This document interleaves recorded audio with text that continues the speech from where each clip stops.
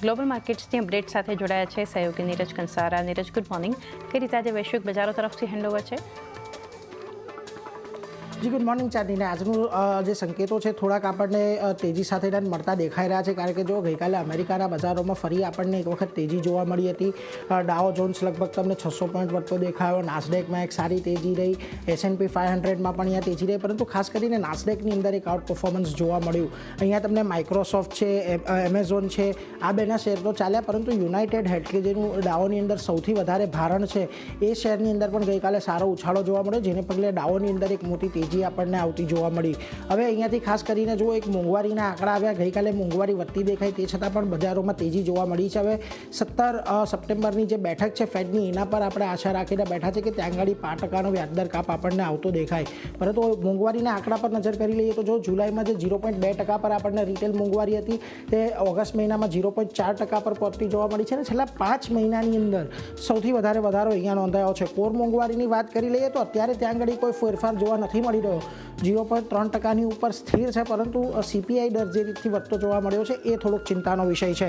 આ બધાની વચ્ચે યુરોપમાં આવે તો યુરોપની અંદર દરમાં કોઈ ફેરફાર કરવામાં નથી આવ્યો. યુરોપિયન સેન્ટ્રલ બેંકની ખાસ કરીને બેઠક હતી, અને યુરોપિયન સેન્ટ્રલ બેંકની બેઠકમાં દર અંગે દરને યથાવત રાખવાનો નિર્ણય લેવામાં આવ્યો છે, અને ત્યાં આગળ 2.15% પર વ્યાજ દરો જે છે એ અહીંયાથી સ્થિર રાખવામાં આવ્યા છે. 2% મોંઘવારીના દર માટે ઘટાડવાની જરૂર નથી એવું તેમનું કહેવું છે, અને બજારમાં ઓક્ટોબરમાં પણ એક દર ઘટવાની અપેક્ષા નથી યુરોપની અંદર, એટલે એના પર એક ફોકસ ખાસ કરીને રાખીશું. પરંતુ આ બધાની વચ્ચે જ્યારે આપણે આખા વિશ્વની અંદર એક ટકતા પલટ જોઈ રહ્યા છીએ, ફ્રાન્સની અંદર કે આપણા પડોશી દેશ નેપાળની અંદર અત્યારે સત્તાને લઈને ઘર્ષણ ચાલી રહ્યું છે, ત્યારે હવે બ્રાઝિલની અંદર પણ આપણને થોડીક ક્રાઇસિસ ઊભી થતી દેખાય છે, કારણ કે તેમના સુપ્રીમ કોર્ટે જે એમના વડાપ્રધાન છે બાલ્સોનારે એમને જેલમાં મોકલ્યા છે, અને 27 વર્ષની જેલની સજા તેમને ફટકારી છે. હવે તેઓ ભૂતપૂર્વ રાષ્ટ્રપતિ હતા, અને તેમના પર બળવાનું કાવતરું ઘડવાનો આક્ષેપ મૂકવામાં આવ્યો હતો.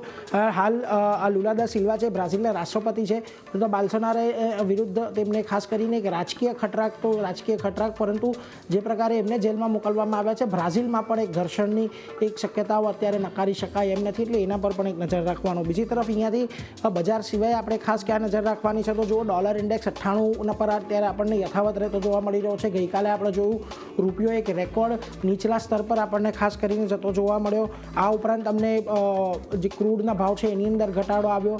ઇન્ટરનેશનલ એનર્જી એજન્સી દ્વારા જે અનુમાન ઘટાડવામાં આવ્યું, એના બાદ અહીંયાથી $67 નીચે બ્રેન્ટ અને $63 નીચે WTI આપણને જતું જોવા મળ્યું. એટલે આ બધા પર તો એક નજર રાખવાની જ છે. પરંતુ આવો આજના એશિયાના કારોબાર પર, તો એશિયાની અંદર પણ જુઓ આજે આપણને તમામ બજારોમાં થોડીક મજબૂતી સાથેનો જ કારોબાર જોવા મળી રહ્યો છે. ખાસ કરીને સૌથી પહેલાં આપણે વાત કરી લઈએ નિક્કેઈની, તો જુઓ નિક્કેઈની અંદર આજના દિવસે તમને 0.5% તેજી છે. તાઇવાન અને કોરિયાના બજારોમાં એક સારી તેજી સાથેની શરૂઆત આજે આપણને જોવા મળી છે, એટલે એના પર એક નજર રાખવાની. આ ઉપરાંત તમને સ્ટ્રેટ ટાઈમ્સ થોડુંક એક લાલ નિશાનમાં છે, પરંતુ શાંઘાઈ હેંગસેંગ પણ આજના દિવસે તેજી દર્શાવી રહ્યું છે. હવે આવીએ આપણે ખાસ કરીને ગિફ્ટ નિફ્ટી ઉપર. હવે ગઈકાલે આપણે 25,000ની ઉપર બંધ થવામાં સફળ રહ્યા હતા કેશ લેવલની ઉપર, એટલે ઘણું મહત્વનો દિવસ હતો ગઈકાલે. જોકે ગઈકાલે નિફ્ટી 104 પર બંધ થઈ 25,190 અત્યારે ગિફ્ટ નિફ્ટી સંકેત આપી રહ્યું છે, એટલે ક્લિયરલી આજે 25,000નું લેવલ જે ગઈકાલે ટકતું જોવા મળ્યું છે, તેનાથી આજે તેજી થોડી આગળ વધતી દેખાય એવા અત્યારે સ્પષ્ટ સંકેતો ચારની આપણને મળી રહ્યા છે. જી.